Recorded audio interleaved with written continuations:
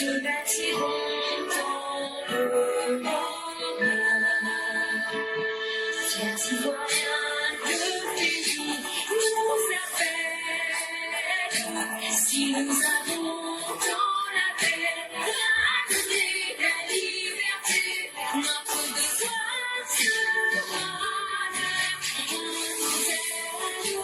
de l'espérance promise à l'humanité, en forgeant unie dans la foi.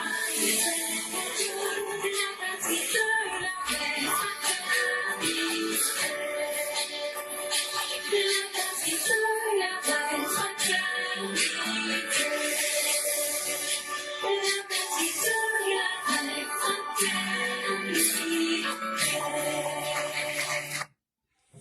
Bonjour mesdames et messieurs, bonjour chères auditrices, bonjour chers auditeurs, bonjour à tous les élèves de la classe éclaireur Pro Vérité.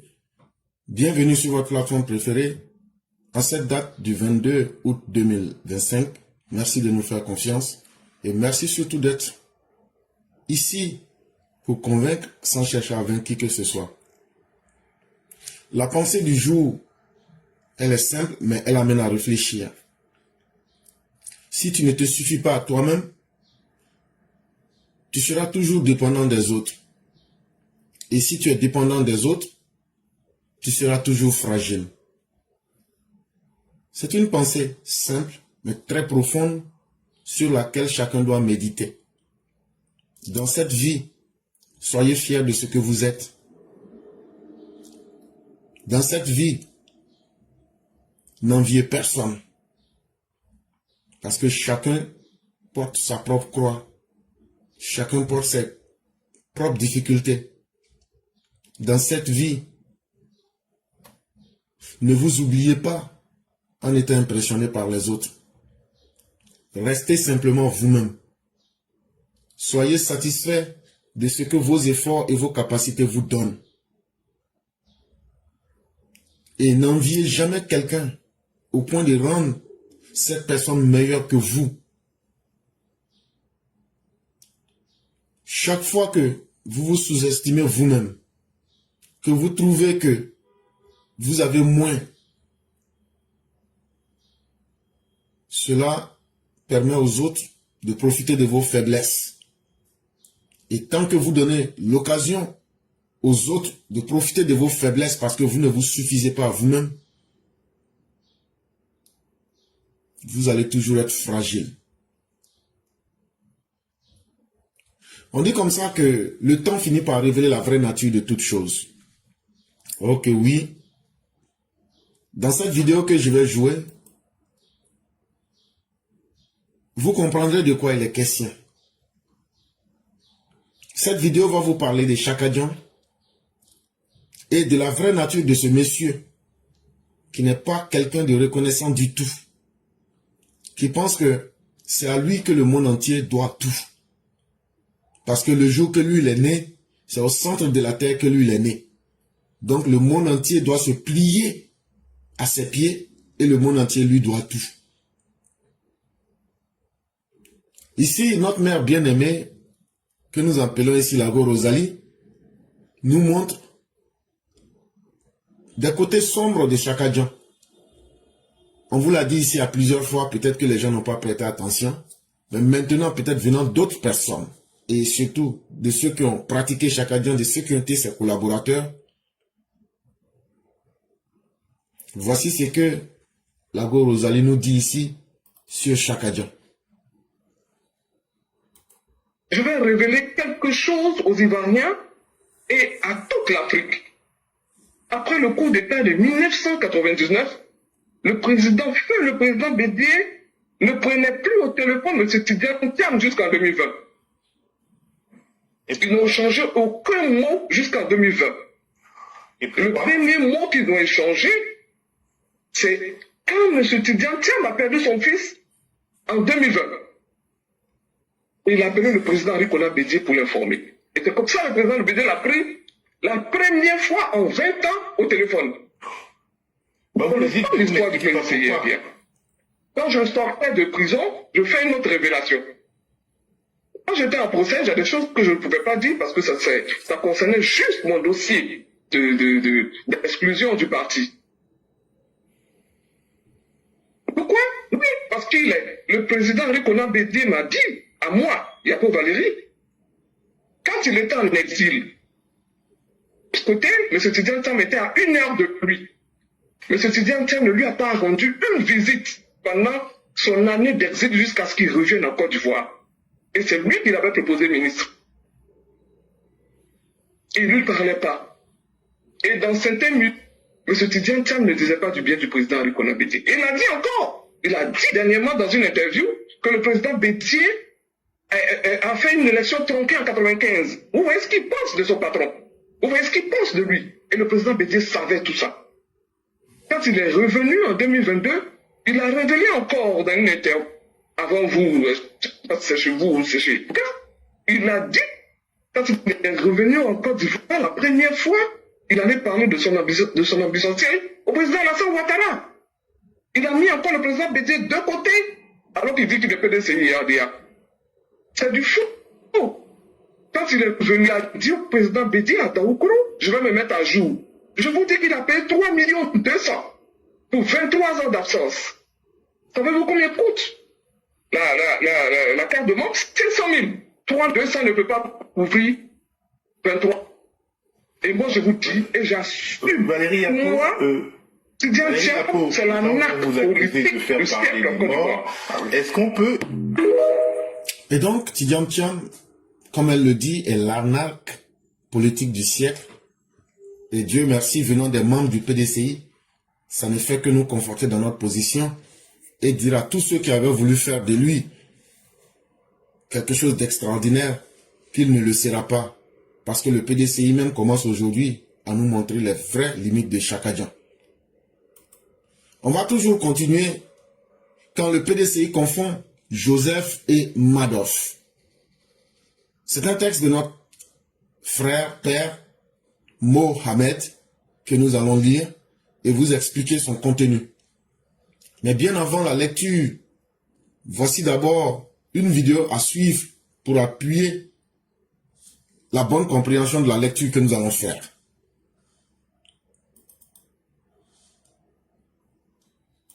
On a des rancœurs contre le RHDP et on pense qu'il faut gérer ces rancœurs-là en allant s'allier ou s'associer avec qui il ne faut pas.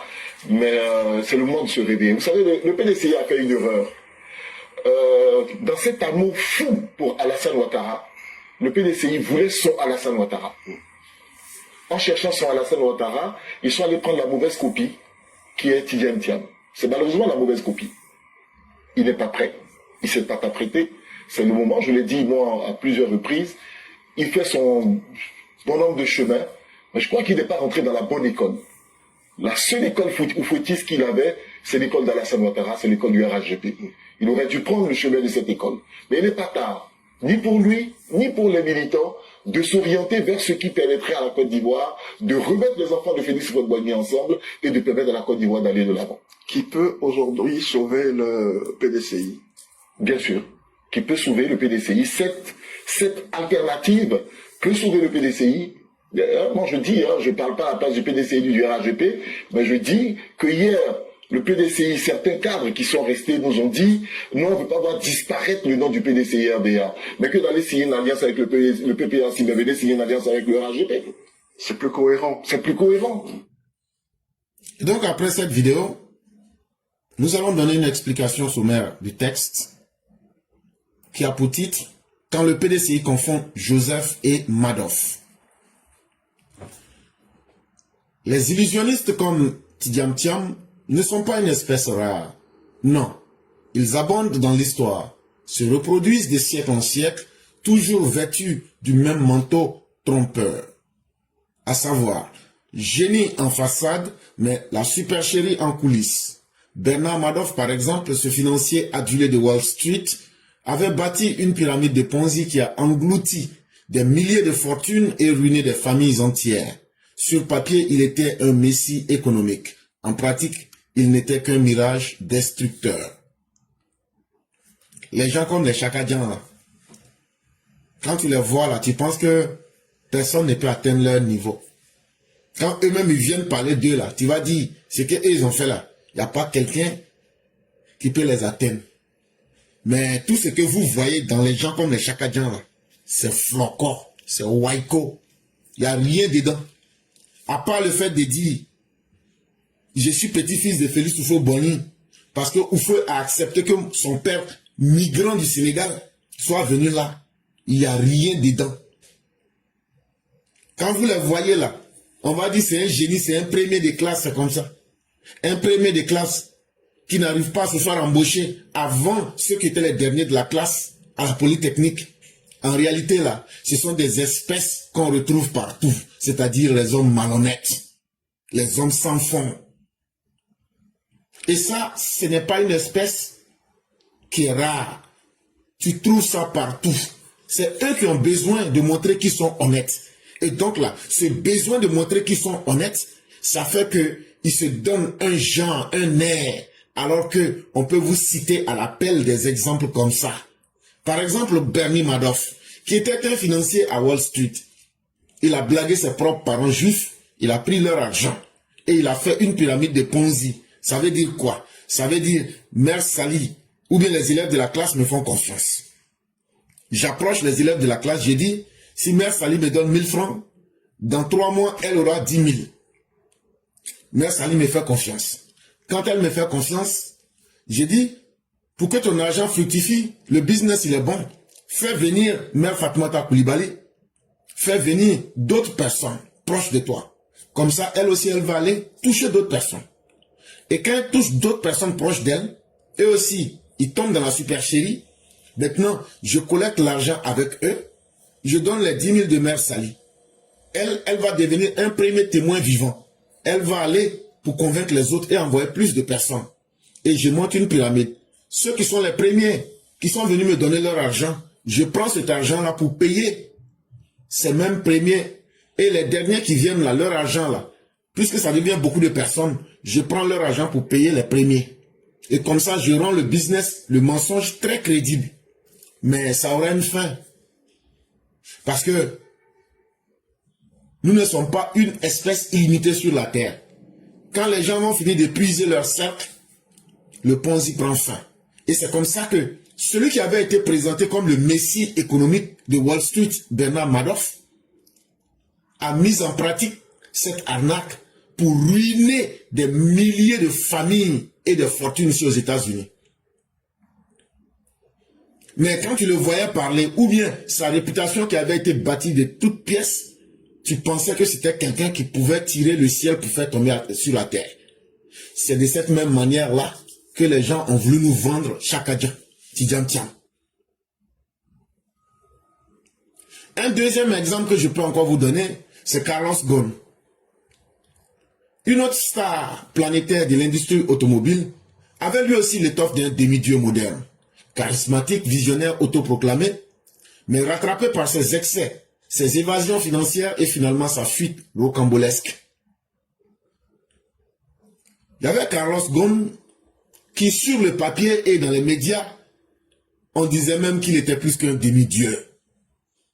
Mais ce n'était que ce que lui disait ou bien il voulait faire dire de lui. Mais une fois confronté à la dure réalité, c'est-à-dire la vérité, on a découvert que c'est quelqu'un qui vivait dans les excès. C'est quelqu'un qui vivait dans les exagérations. C'est quelqu'un qui était un homme qui était spécialiste des évasions financières, des transferts de fonds fraudulés. Et finalement, il a été rattrapé dans sa couche et il a fini en prison. Et donc, des gens comme ça, vous en verrez sur la scène internationale. Et quand ils sont au chômage comme Tidjam Thiam, ils essayent de cibler des pays pauvres comme la Côte d'Ivoire pour essayer maintenant d'aller prendre ces pays-là, pour essayer maintenant de faire toutes leurs mauvaises actions. Et voilà Tidjam Thiam alias Chakadjan, digne frère de ses sanguinaires fratries, même ADN d'illusion, même fibre de l'enfumage. Tous trois appartiennent à cette lignée de menteurs de l'économie, des magiciens noirs de la finance et de la politique. Mais en réalité, Tidjam Thiam, Carlos Ghosn ou encore Bernie Madoff, c'est la même chose. ce sont des arnaqueurs, ce sont des enfumeurs, ce sont des fariniers et même, je dirais même des enfarineurs par excellence. Ce sont des espèces qui partagent la même ADN, c'est-à-dire le mensonge, l'illusion. Se faisant passer pour des grands économistes, en réalité, ce sont des faux monnayeurs. Ce sont des magiciens de mauvais aloi qui rentrent dans la finance et dans la politique pour ne pas servir du bien, mais plutôt pour créer le chaos partout où ils passeraient. L'histoire en a connu d'autres avant eux. Mais avant Bernie Madoff, avant Carlos Ghosn, avant Tidjane Thiam, l'histoire a connu des gens beaucoup plus malhonnêtes encore. Des rhéteurs de la Grèce antique, des tribuns de la Rome décadente, des aristocrates français d'avant la Révolution, qui couverts de titres et d'or, n'étaient en réalité que des coquilles vides, vivant de faste, d'illusions et de mensonges jusqu'à ce que la guillotine vienne rappeler la vérité. Et donc, ce n'est un secret pour personne. Aujourd'hui, dans ce monde-là, si tu cherches les gens malhonnêtes, tu en trouveras à n'en point finir. Mais si tu cherches les hommes honnêtes, c'est une espèce difficile à trouver. Les hommes malhonnêtes, ça a toujours existé en grande quantité. Quand tu prends toutes les civilisations que vous avez connues, ce sont les hommes malhonnêtes qui rentraient toujours dans les cercles du pouvoir pour tromper les dirigeants, pour mentir et essayer de trouver un poste et se donner une allure et une posture qu'ils ne méritaient pas. Mais comme un mensonge n'est jamais éternel, à la fin du jeu, ces personnes-là étaient capturées ou étaient rattrapées par leurs limites. Et qu'est-ce qui leur arrivait? On leur coupait la tête. La guillotine, là, c'est une machine, c'était pour couper la tête. On met une calebasse, on pose la guillotine, et en moins de 30 secondes, tu entends, pac, c'est fini, la tête tombe de l'autre côté là-bas. Et c'est comme ça qu'ils ont tous fini. Mais comme aujourd'hui, on n'utilise plus la guillotine, imaginez la fin de Carlos Ghosn. Imaginez la fin de Bernie Madoff et de bien d'autres.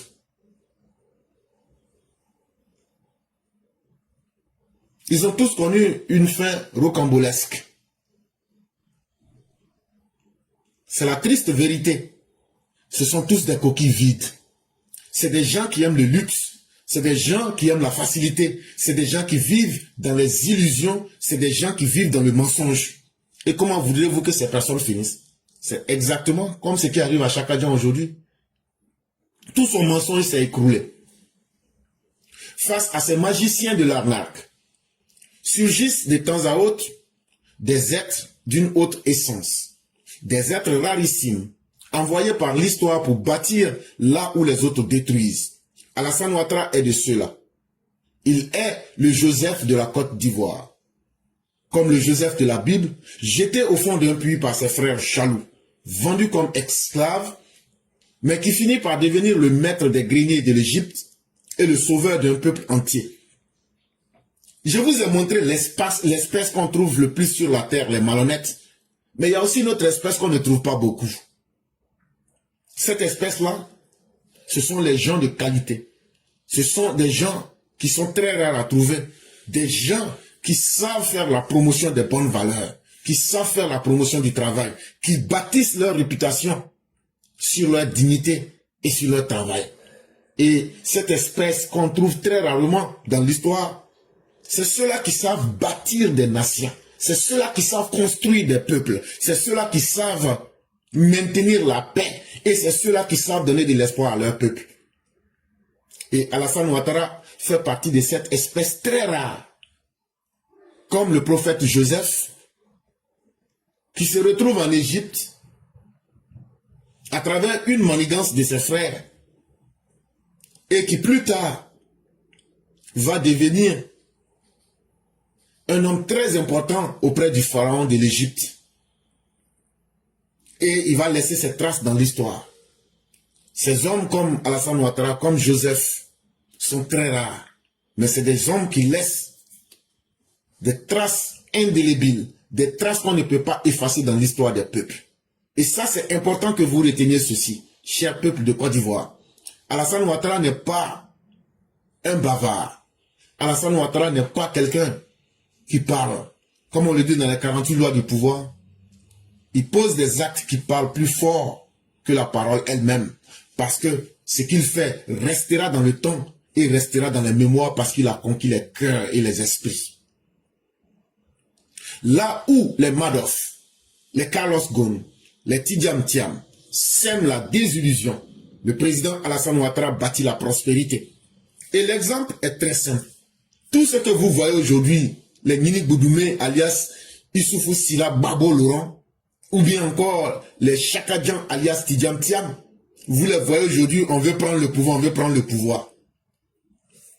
De la manière Babo a laissé le pouvoir le 11 avril 2011 là, si Alassane Ouattara était venu gérer de cette même façon là, vous n'aurez vu aucune de ces personnes venir dire qu'ils veulent prendre le pouvoir.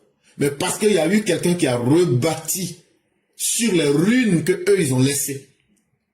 Eux, pendant que Tidjam Thiam était en train d'aider Laurent Gbagbo dans son coup d'état contre Guy Robert, pendant que lui Chakadjan était en train de soutenir Henri Konan Bédié dans des élections tronquées, Alassane Ouattara, lui, il a construit et reconstruit ce pays-là pour le faire briller.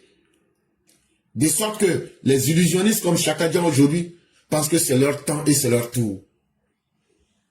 Là où eux n'ont laissé que des ruines et des larmes dans le cœur et dans les familles ivoiriennes, Alassane Ouattara est venu dresser des routes.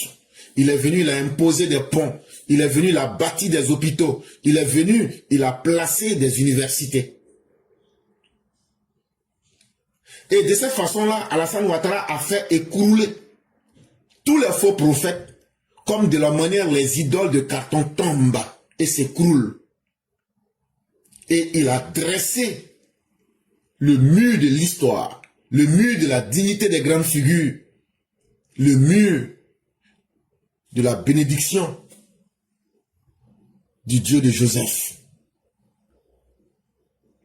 Malheureusement, le PDCI a été aveuglé dans son obsession. Ils avaient voulu trouver leur Alassane Ouattara made PDCI RDA. Ils avaient voulu trouver leur quelqu'un qui ressemblait à Alassane Ouattara. Ils ont fait le mauvais choix d'aller prendre le pire des chevaux que quelqu'un aurait pu prendre. Chakadjan, un affabulateur, un magicien de la tragédie du PDCI. Et Chakadjan n'a pas manqué, comme on le dit chez nous, de les envoyer en brousse. Parce que le PDCI lui-même s'est trompé de chemin. Donc c'est Chakadjan qui les a envoyés directement en brousse. Donc, ce n'était qu'une rencontre de personnes qui avaient besoin de se mentir à elles-mêmes. Le PDCI cherchait son Alassane Ouattara. Chakadjan a profité pour sortir dans leur dos pour les amener en brousse en même temps. C'est pas fini. C'est PDCI là qui est là comme ça. Donc là, samedi qui vient là, ça sera la fin des dépôts des candidatures à la CEI. PDCI là, PDCI de Dakar là, ils ne savent même pas qui vont aller déposer comme candidat du PDCI d'abord. Tellement ils sont en brousse. Au lieu de trouver un bâtisseur, ils ont trouvé un prestidigitateur arrogant. Ils ont trouvé un menteur arrogant. Ils ont trouvé un fuyard. Ils ont trouvé un peureux. Le PDCI n'aura pas trouvé le Joseph qu'ils espéraient. Ils ont plutôt trouvé le Bernard Madoff africain. Et c'est là que se trouve la tragédie du PDCI. C'est triste pour eux, mais vouloir imiter le soleil avec une bougie, c'est la plus grosse connerie que quelqu'un pourrait faire. Il y a une très grande différence entre une bougie et le soleil. Une bougie ne peut pas éclairer au-delà d'une chambrette. Mais le soleil, Alassane Ouattara, on ne le compare à personne. Et lui-même n'a jamais cherché à se comparer à qui que ce soit. Et c'est là que réside sa plus grande valeur. Parce qu'en réalité, l'histoire est implacable. L'histoire, là, ce n'est pas nous qui la faisons. Les événements, ce n'est pas nous qui les imposons. Mais une fois que les événements sont là, ils sont cruels. Les événements font disparaître les illusionnistes. Parce qu'on finit par les démasquer. On finit par les humilier. Et on finit par les balayer. Regardez comment Chakadien est venu. Et regardez comment il est reparti en fuyant. Mais les Joseph, eux, traversent les siècles, nourrissent les peuples et demeurent. Mais les comme Alassane Ouattara, leurs faits, leurs gestes et leurs actions seront utilisés comme des déterminants pour juger les politiciens qui vont venir. Et c'est ça, les grands hommes. Eux, ils arrivent à traverser les siècles, ils arrivent à imposer leur marque de fabrique, ils arrivent à nourrir l'espoir de leur peuple et ils arrivent à demeurer dans le cœur de leur peuple. Et ça, c'est très important que vous, Ivoiriens, vous reteniez cela. Et c'est en ce sens que je vais terminer avec un conseil d'un Sénégalais qui donne ce conseil-là et aux Ivoiriens, mais aussi à tous les peuples d'Afrique. Ne vous laissez pas dans les mains des populistes, ces illusionnistes-là, parce que ça finit toujours mal, ces histoires. Bonjour, chers frères et sœurs ivoiriens. Je m'appelle Cheikh Thiam. Je vous écris cette lettre depuis Dakar, la capitale du Sénégal, pays jumeau de la Côte d'Ivoire. Nos deux pays que nous aimons autant, qui étaient déjà sur la voie du développement depuis une décennie. Mais vous n'êtes pas sans savoir que nous, les Sénégalais, nous avions décidé de faire un changement qu'on appelle entre guillemets alternance ou démocratie. Oui, mais nous avons commis une très grande bêtise, une très grosse bêtise que je voudrais vous faire éviter. Je vous dis pas de ne pas changer et de ne pas faire alternance, mais sachez bien qui vous allez donner votre pays. Regardez bien qui vous allez mettre à la tête de votre pays.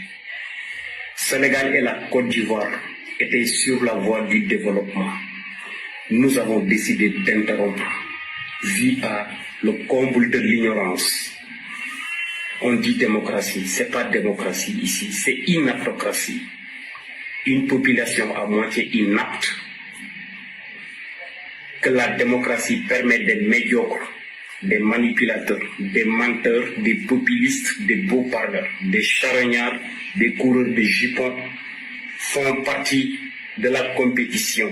Ils ont réussi à hypnotiser la moitié de la population inapte, ce qui a fallu leur accession au pouvoir. Depuis 18 à 19 mois, à la tête de ce pays, ils sont incapables d'installer une seule brique, de poser une seule brique. Et vous n'êtes pas sans savoir que le Sénégal était en train de concurrencer la Côte d'Ivoire à travers les réalisations sur le plan infrastructurel. Nous avons le TER, nous avons le BRT, nous avons des ponts. Le Sénégal est deux voies, highway les gars, highway, partout au Sénégal. Macky Sall était en train de faire un travail extraordinaire. Vous ne commettez pas les mêmes erreurs les gars. Il y a beaucoup des enjeux qui guettent la Côte d'Ivoire. La sécurité. Vous n'ignorez pas la coalition des terroristes. La sociopolitique, la géographie, la géopolitique, même la religion. Il y a beaucoup de choses qui guettent le pays. Faites très attention les gars. Ces opposants-là, ils sont là en train de parler. C'est des beaux parleurs. Ils vont parler. Mais quand tu leur donnes le pouvoir, un pays n'est pas un quartier, un pays n'est pas une maison, un pays n'est pas une villa, un pays n'est pas un secteur, un pays n'est pas une seule ville. Donc laissez le vieux qui a déjà une expérience de faire un 3e ou 4e mandat achever ses travaux, ça va être le bénéfice de la Côte d'Ivoire. Après, vous allez faire un changement. Ne commettez pas l'Ilaï Rossoli, les mêmes bêtises que nous avions commises. Ne commettez pas devant Jésus-Christ les mêmes bêtises que nous avions commises. C'est un devoir qui s'impose à moi pour que je fasse. Et donc, ce que le frère sénégalais dit est très vrai. Cher peuple, on ne change pas ce qui est déjà bon pour aller essayer l'illusion. C'est comme ça que les Juifs ont assassiné le prophète Jésus. Mais jusque-là, ils l'attendent, mais il ne reviendra plus. que ce soit sous la version des pharisiens juifs, Jésus ne reviendra pas. Que ce soit aussi ce que les chrétiens attendent, il ne reviendra pas. Parce que Dieu n'a pas accordé l'immortalité à quelqu'un. Et le Coran pour les musulmans dit que tous les prophètes avant le prophète de l'islam sont morts. À méditer, à réfléchir. Sujet numéro 2. Mandat présidentiel, mémoire politique, hypocrisie partisane. Ici, c'est un texte de notre père, Kani Abraham, expert en gouvernance internationale.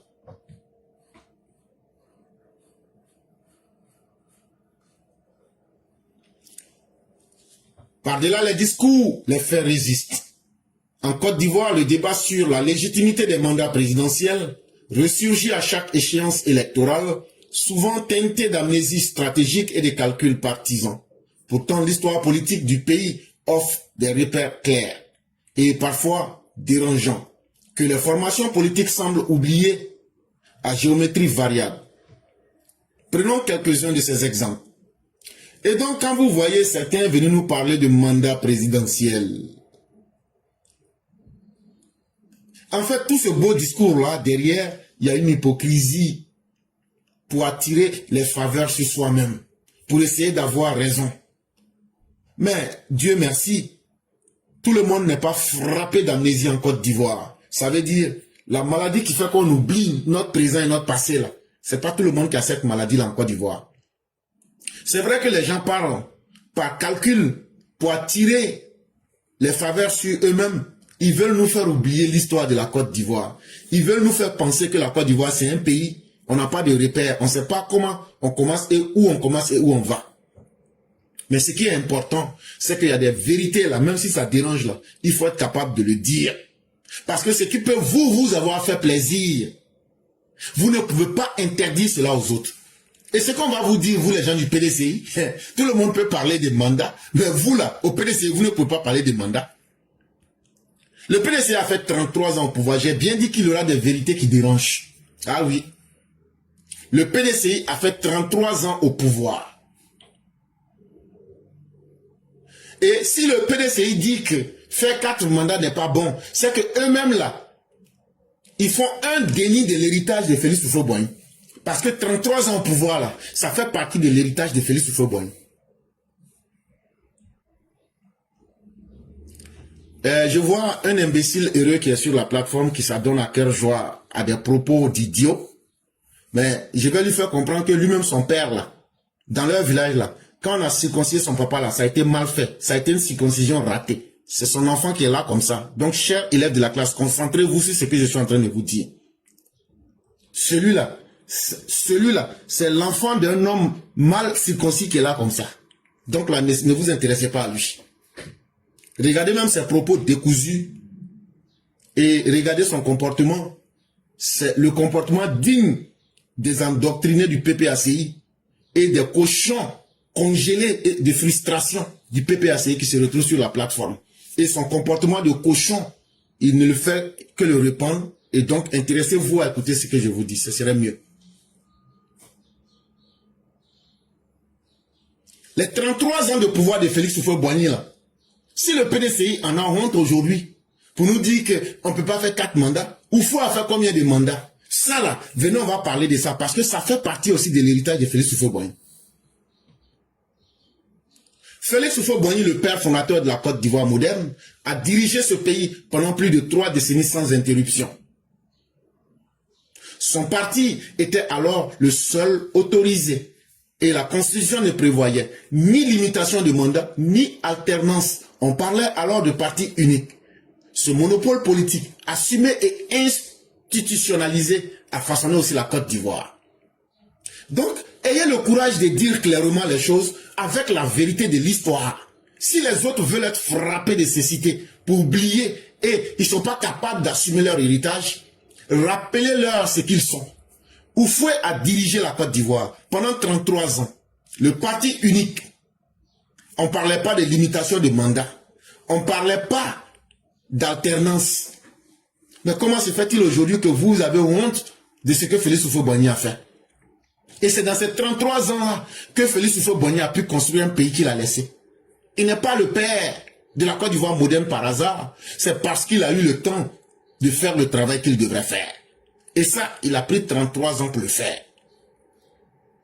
Mais aujourd'hui, le PDCI semble condamné à ce qu'il a jadis incarné, en contestant la légitimité des mandats successifs du président Alassane Ouattara. Le PDCI réunit implicitement les fondements même de son histoire. Si Félix Houphouët-Boigny a pu gouverner sans entrave, pourquoi refuser à Alassane Ouattara le bénéfice d'une constitution adoptée par référendum et validée par les institutions compétentes?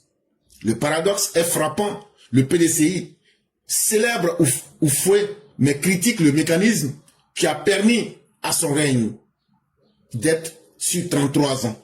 Une mémoire sélective qui interroge la cohérence idéologique du parti. Donc quand on prend un parti comme le PDCI, on se demande si réellement même il fonctionne avec une idéologie. Est-ce que eux là, ils ont une méthode intellectuelle sur laquelle ils fonctionnent? Parce que vous ne pouvez pas dire que Houphouët, vous l'aimez et que Houphouët là, vous êtes des Houphouëtistes et dire que vous n'aimez pas que Houphouët ait dirigé pendant 33 ans.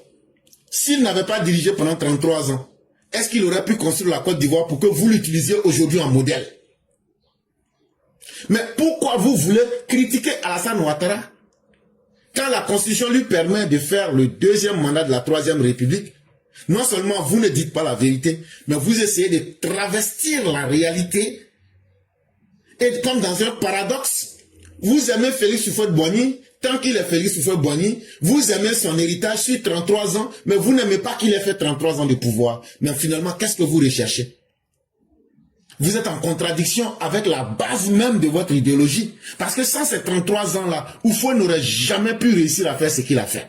Donc en reniant le fait que Houphouët a fait 33 ans de pouvoir sans alternance, c'est que vous reniez son travail aussi. Et ça s'appelle simplement de l'absurde. Essayez de vous revoir à ce côté-là, sinon là vous perdez le sens même de votre idéologie.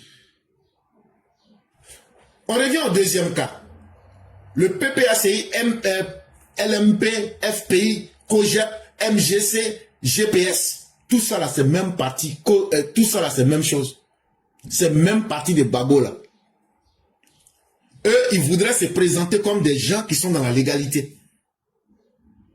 Mais qui ne sait pas que Laurent Gbagbo a été élu en 2000? Il est resté au pouvoir jusqu'en 2011. Ça fait combien d'années? Ça fait 11 ans. Donc chez vous au PPACI là, un mandat là, ça dure combien? 11 ans? Vous pensez que les autres sont bêtes? Pendant les 11 ans là, Laurent Gbagbo là, vous ne pouvez pas lui dire de faire alternance. Vous ne pouviez pas lui dire qu'il avait duré au pouvoir. Mais vous trouvez que vous pouvez le dire aux autres. Mais quand Laurent Gbagbo, chez vous là, dans la constitution ivoirienne là, un mandat c'est combien d'années? Mais vous, un mandat ça fait 11 ans chez vous. Un mandat ça a commencé en 2000, c'est fini en 2011. Alors que tout le monde sait que la constitution dit qu'un mandat c'est 5 ans. Donc quand on voit des Laurent Gbagbo aujourd'hui venir nous parler de mandat, de 3e, 4e mandat, vous-même là, venez nous définir ce que c'est qu'un mandat chez vous au PPACI, FPI. Parce que ce qu'on sait de vous dans l'histoire de la Côte d'Ivoire, c'est qu'un mandat chez vous, ça fait 11 ans. Un mandat, ça a commencé le 26 octobre 2000 et c'est fini le 11 avril 2011. Ça fait 11 ans. Et cela est contraire à la Constitution. Donc vous ne pouvez pas vous présenter comme étant des légalistes à géométrie variable. Et Laurent Gbagbo a su utiliser tous les mensonges qu'il fallait. La crise post-électorale, le report successif et les blocages institutionnels ont prolongé son exercice du pouvoir. À l'époque, ses partisans invoquaient la légalité constitutionnelle et les circonstances exceptionnelles. Et quand on demandait aux partisans de Laurent Gbagbo, mais pourquoi Laurent Gbagbo ne veut pas aller à des élections? Oh ben vous savez, il y a la guerre, hein, quand le pays est divisé, c'est la constitution qui dit qu'on ne peut pas aller faire des élections, et c'est comme si c'est comme ça, et donc là on est dans la légalité constitutionnelle, et puis vous savez, une guerre c'est une circonstance exceptionnelle, donc c'est à cause de ça. Bon, non, si on vous rappelle que c'est parce qu'il y a les djihadistes qui entourent la Côte d'Ivoire, ça c'est une circonstance exceptionnelle, parce que aujourd'hui là, on ne voit pas quelqu'un qui peut travailler comme Alassane Ouattara, il est un homme exceptionnel, donc il faut aussi accepter l'exceptionnalité que vous avez invoquée pour Gbagbo là. Acceptez aussi que Alassane Ouattara aussi puisse profiter aussi des circonstances exceptionnelles. Vous aviez invoqué la Constitution. Mais nous aussi, naturellement, nous vous disons que dans la Troisième République, rien n'empêche Alassane Ouattara d'être candidat. Donc, on vous met aussi la Constitution en face. Donc, on prend vos arguments et on met en face de vous. Et vous dites quoi maintenant? Quand vous avez violé la Constitution en faisant 11 ans à la place de 5 ans en tant qu'un mandat, est-ce que vous voulez renier l'héritage du FPI qui a rejeté la candidature d'Alassane Ouattara quand vous avez qualifié cette candidature d'illégale? C'est aussi la question qu'on vous pose. Est-ce que vous allez avoir honte de l'héritage? Un mandat que vous avez réalisé en 11 ans, là, vous avez honte de ça? Si Alassane Ouattara voulait réellement faire des mandats comme pour vous, là, son premier mandat qui a commencé le 11 avril 2011, là, il devrait finir son deuxième mandat 10 ans après. Et après, il allait faire son deuxième mandat. Si un mandat égale à 11 ans, comme Laurent Gbagbo l'a fait, est-ce que vous serez d'accord d'assumer votre héritage? Pourtant, la Constitution de 2016, fondement de la Troisième République, a été validée par les urnes et par le Conseil constitutionnel, qui a estimé que les compteurs étaient remis à zéro.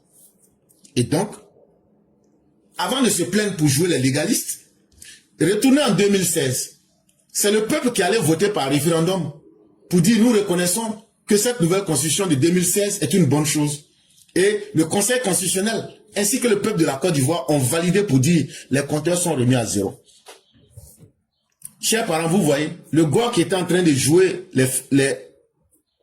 les nignons sur la toile, là, quand je les limé là, est-ce que vous les voyez encore faire commentaire?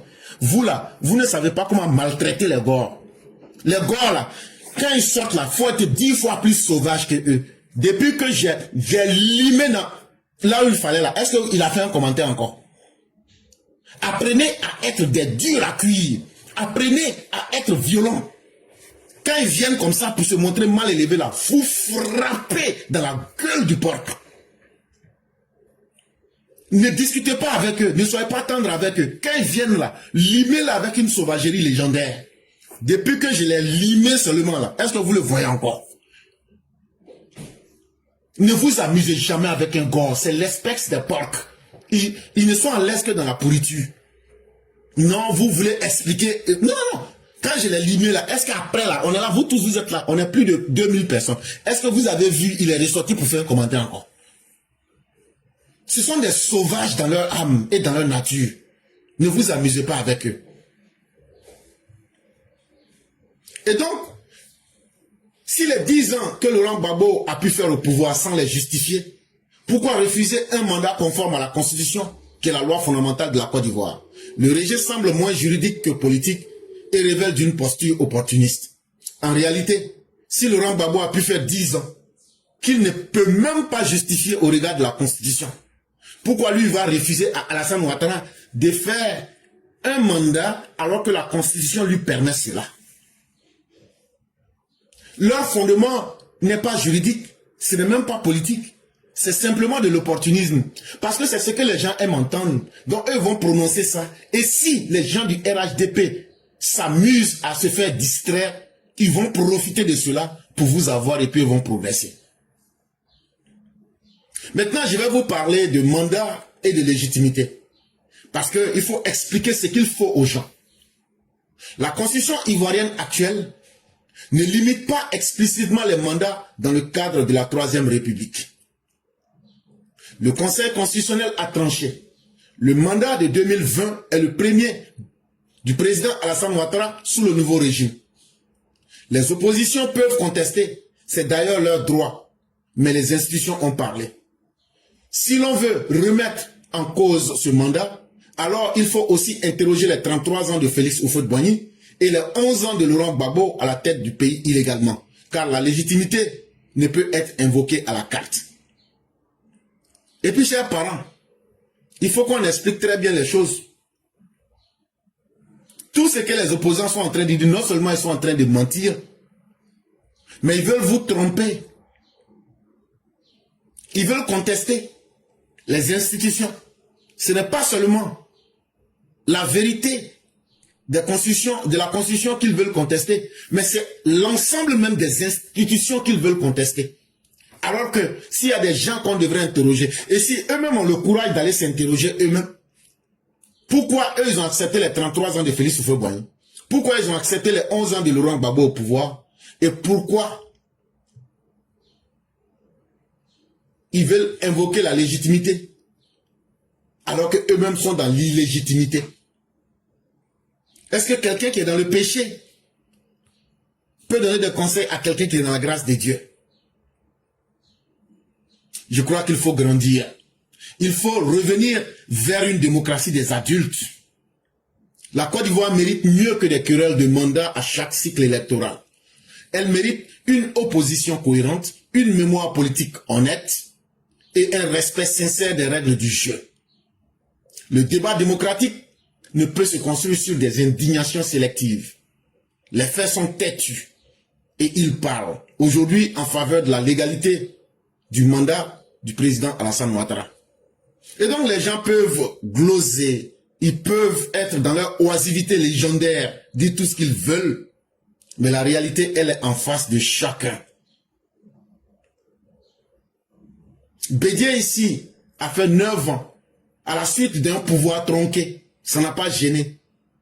Mais si c'est pour Alassane Ouattara là qui vous gêne là, ça va être cancer dans vos corps. Il va faire ce mandat là. Et ce que vous pouvez faire en pire là, faites-le. Et on va voir. C'est aussi de ça qu'il est question. On termine avec le sujet numéro 3. Issoufou Silla, le maraca déguisé en BT, qui passe son temps à jouer les durs à cuire, le 20 août 2025, l'ONU lui a envoyé une réponse à laquelle il ne s'attendait pas du tout. L'ONU lui a dit, frère, ton affaire là, faut laisser, c'est un mauvais commerce. Ce que nous on t'a dit là, c'est jusqu'à vers février 2026 là. Quand l'élection va finir là, l'élection va finir en octobre là, novembre, décembre, janvier, février, mars, février là, c'est 4 mois après, on a demandé à l'État de Côte d'Ivoire de nous donner des réponses. Ça veut dire ton affaire là, on s'en fout de ça.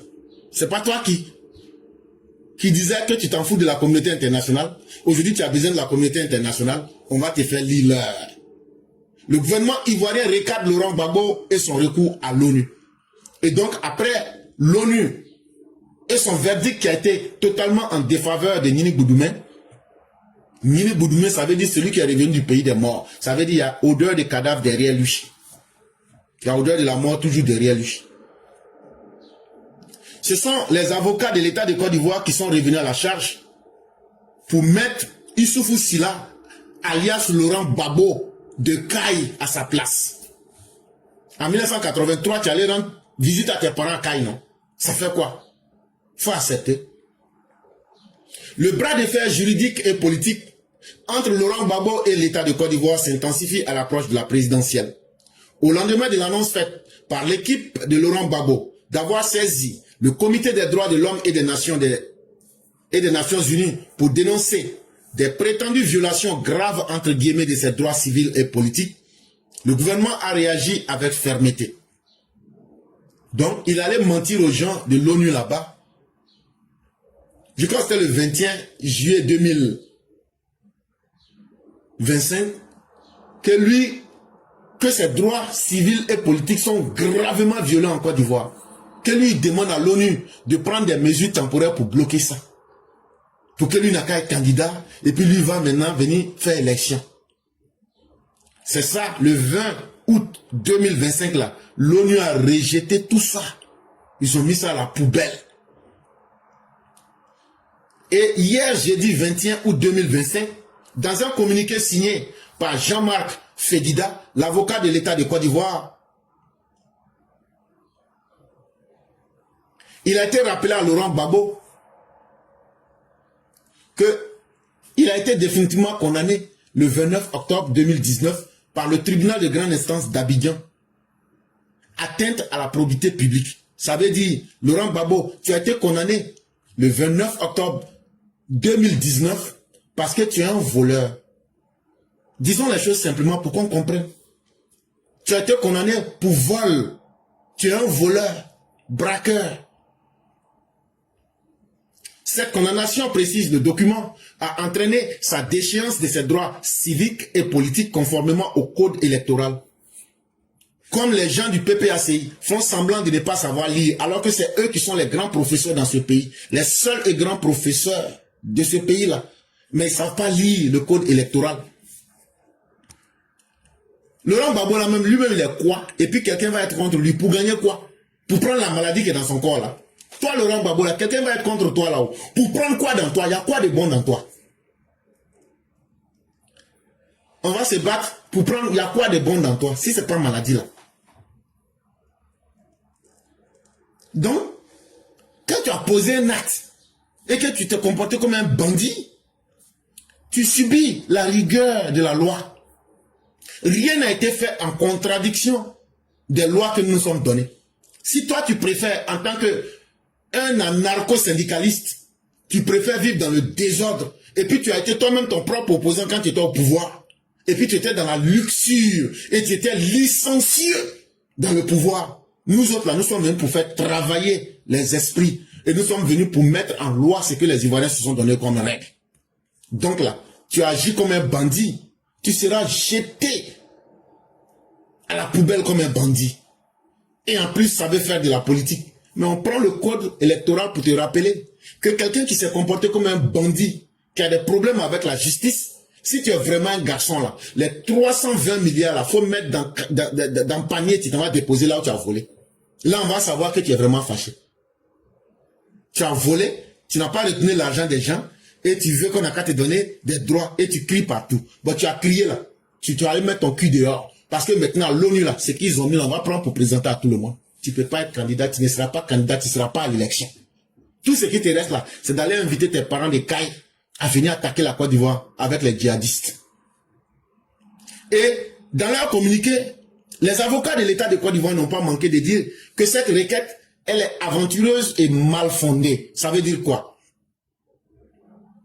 Ça veut dire que Laurent Gbagbo, pour des motifs manifestement inspirés par des considérations politiques, a instruit une requête le 21 juillet 2025 auprès du comité onusien sollicitant la suspension des effets de sa condamnation ainsi que de sa radiation de la liste électorale afin de recouvrer son droit d'être candidat. Donc, il s'en va là-bas, que c'est pour des raisons politiques que lui, les gens l'ont éliminé parce que lui, il est un grand politicien, lui, il est trop fort. Tu es un grand politicien, tu as fait quoi pour les Ivoiriens? Tu es un grand politicien. C'est pas toi qui as donné la mort à tes propres partisans en faisant des miliciens. Tu es un grand politicien et puis tu n'as pas le courage de dire la vérité à tes partisans. Tu t'en vas t'arrêter. Je vais me battre contre le 4e mandat. C'est ton programme de campagne et de gouvernement que je vais me battre contre le 4e mandat. 4e mandat là, tu as vu ça où?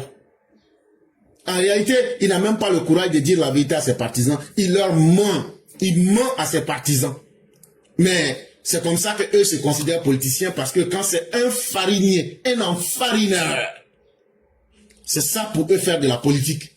Et de la manière que lui, il s'est fait crier dessus comme un écolier par un ministre français, même pas le chef de l'État français, par un ministre français. Il s'est fait crier dessus comme un écolier et ils lui ont tiré les oreilles là.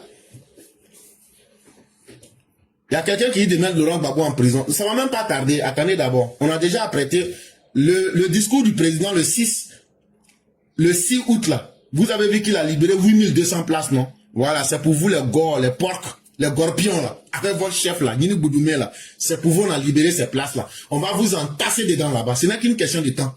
Mais on attend que vous fassiez une petite erreur.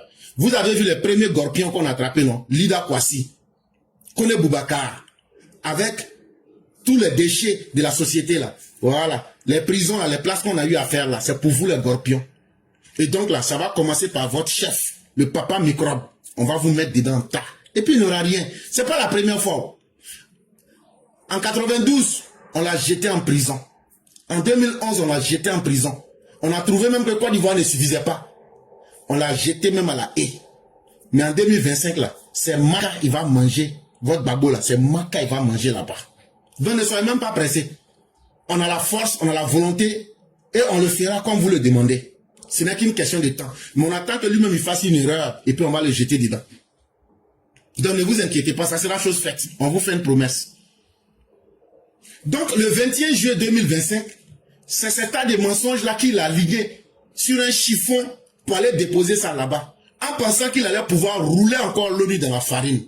Mais l'ONU se souvient très bien de qui Gbagbo est. L'ONU sait que Gbagbo est un individu infréquentable, comme disait François Hollande. Et qu'est-ce qu'il demande dans la lettre là? Pitié de moi, demandez pardon à Ouattara. Moi je suis fort, mais j'ai peur de Ouattara. Demandez pardon à Ouattara. Comme il m'a condamné là, il n'a qu'à laisser. Il n'a qu'à, pourquoi il m'a radié? Il pleurniche quoi. Il n'a qu'à me mettre mon nom sur la liste électorale. Il demandait pardon à Ouattara. Il n'a qu'à accepter. Je vais être candidat. Toi, tu es fort comme ça et puis tu pleurniches. Moi, je pensais que tu allais prendre le sabre du roi Salomon pour venir couper la tête des Ivoiriens. Déjà, c'est un pleurnichard qui se cache. Lui qui n'est pas un impérialiste, lui qui est un souverainiste, c'est le chef des panafricains qui pleurnichent devant l'ONU, les impérialistes. Quelle honte! Quelle humiliation! Quelle déchéance! C'est le chef des panafricanistes. Le chef des de la Gorgola et des Gorpions, c'est lui qui s'en va. La nuit, il écrit une lettre et puis il se cache pour demander pardon aux impérialistes de venir demander pardon à Ouattara. Alors que Ouattara a peur de lui. Ouattara tremble comme ça quand il va Gbagbo. Hey! Donc dans quel monde vivez-vous? Comment tu peux avoir peur de quelqu'un, mais tu demandes en même temps à cette personne-là d'avoir pitié de toi?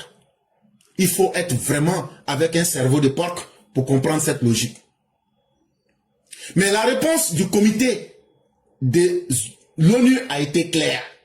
Le 20 août 2025, la demande des mesures provisoires a été rejetée, faute d'éléments établissant une violation des droits de M. Laurent Gbagbo. Mais c'est comme vous dit là, la lettre est là, on l'a postée, tout le monde l'a vue. Maintenant, prenez-la et relisez-la devant tout le monde. Tout ce que Laurent Gbagbo a demandé là, ça a été rejeté.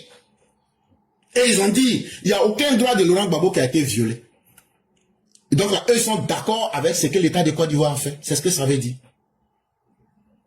Pour le gouvernement, cette décision marque l'échec d'une tentative d'instrumentalisation des instances internationales et prouve que la stratégie de Laurent Gbagbo visait à duper l'opinion publique sur la loyauté du processus électoral en cours. Laurent Gbagbo il pense que son mensonge là, que les gens ne le connaissent pas. Mais il voulait essayer de tromper le monde entier. Ceux-là même que lui-même ne voulait pas voir hier, l'ONU. Il avait fait sortir des jeunes surexcités, des jeunes analphabètes endoctrinés contre les Nations Unies. Si Laurent Gbagbo avait un peu honte là, et puis ses partisans qui sont là, si vous aviez un peu honte là, c'était pas vers l'ONU qu'il fallait partir.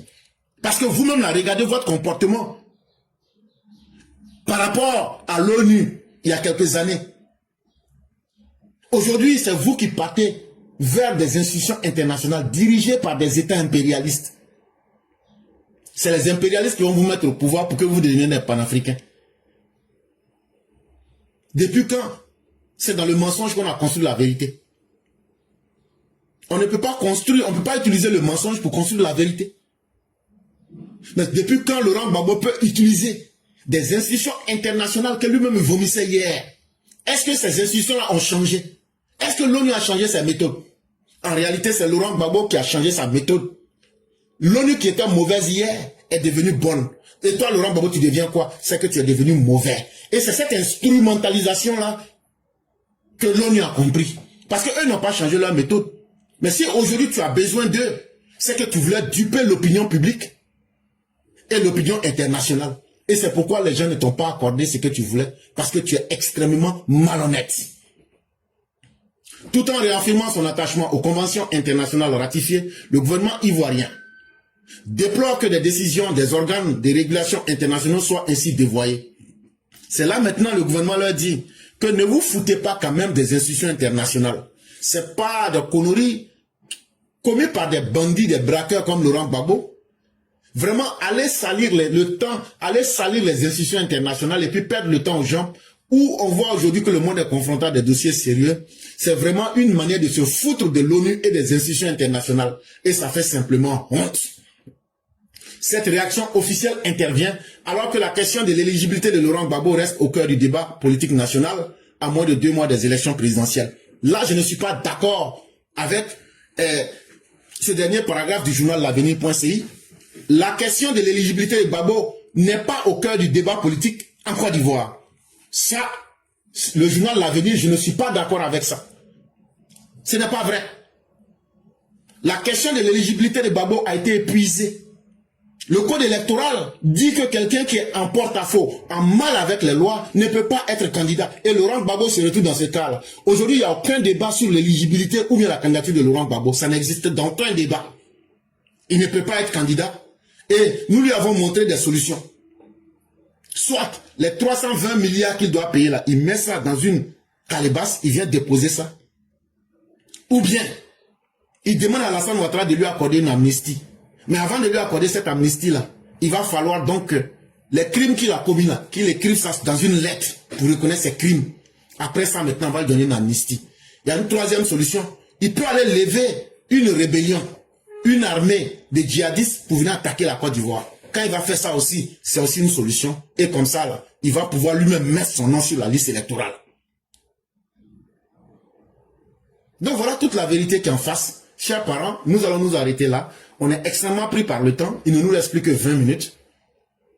Et donc pour ceux et celles qui voudraient s'exprimer, nous vous demandons de le faire le plus vite. On ne pourra pas donner plus de 5 minutes à quiconque. Parce qu'on est piégé par le temps. Il nous reste 20 minutes. Merci à ceux qui nous ont suivis. Et ceux qui veulent la parole, signalez-vous rapidement pour qu'on puisse vous la donner. Personne n'aura plus de 5 minutes. Et on va pouvoir progresser. Et donc, Maman Ouragan s'est déjà signalé. On va la prendre directement pour ces 5 minutes. Et pour qu'elle puisse s'exprimer rapidement. Et donc, merci à tous. Et avec le peu de personnes qu'on aura. Et ceux qui ne sont pas surtout contents, qui sont ici, vous pouvez aussi prendre la parole. Ce n'est qu'une question de responsabilité. C'est facile d'écrire des commentaires, mais tout le monde peut prendre la parole ici. Mais il faut avoir le courage de ses idées et les arguments.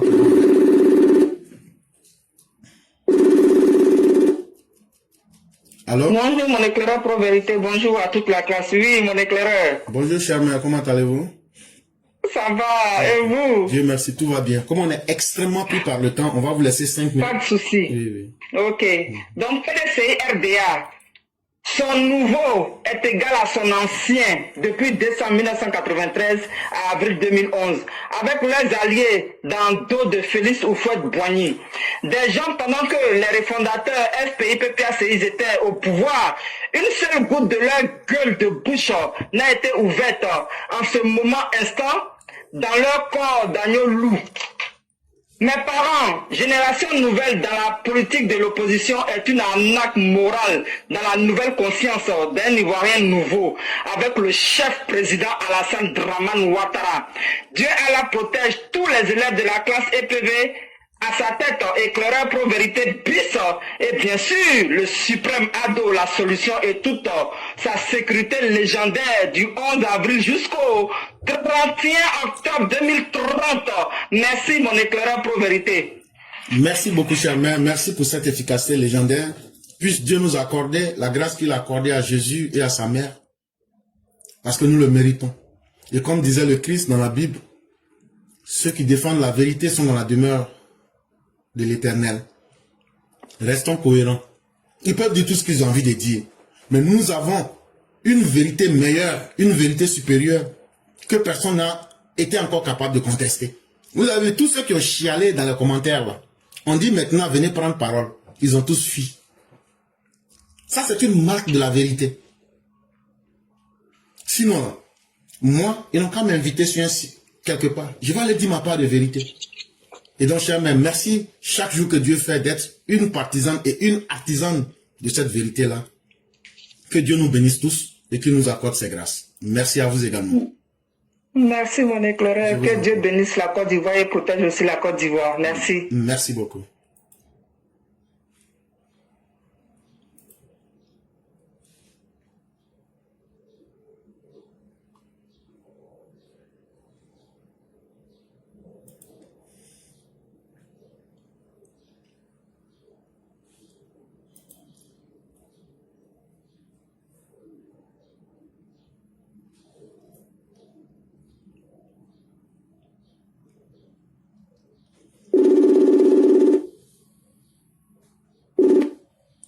Allô?